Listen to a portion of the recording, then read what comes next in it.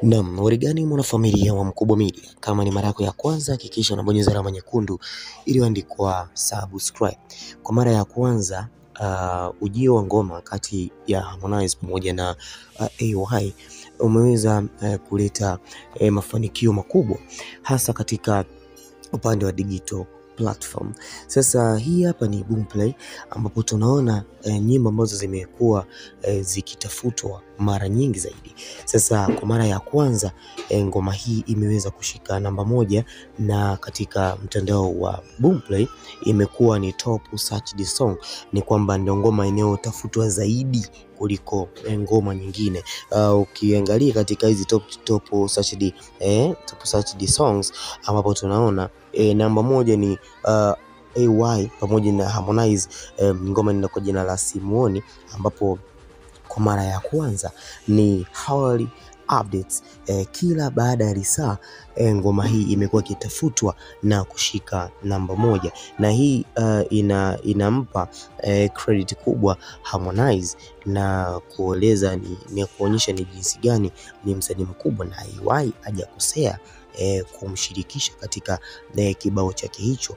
Na tunaona kwa mara ya kwanza na AY ameweza kushirikiana na Harmonize na wameweza kuweka rekodi kuwa namba 1 katika mtandao wa Boomplay, na kuweza kushika namba 1 hiyo sio mara kwanza, kwa sababu tumeona collab alizofanya Harmonize mwaka huu.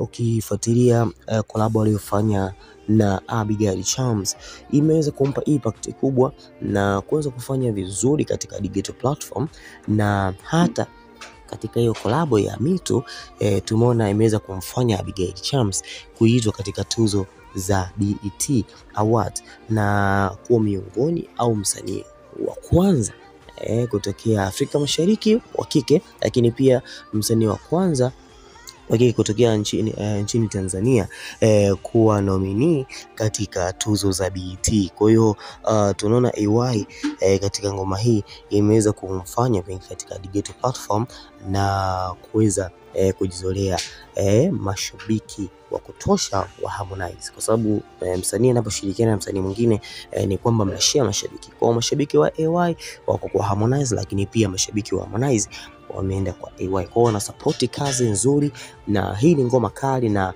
hii inasemekana kwamba kwa mwaka 2025 ndio collab kali, kwa sababu imefanyiwa vitu vizuri, lakini pia imeweza kutumiwa imeweza kuonyesha ubunifu wa hali ya juu katika uandishi, lakini pia hii inasemekana kwamba Harmonize amefunika mbaya. Dondosha mwenyewe kisha na subscribe.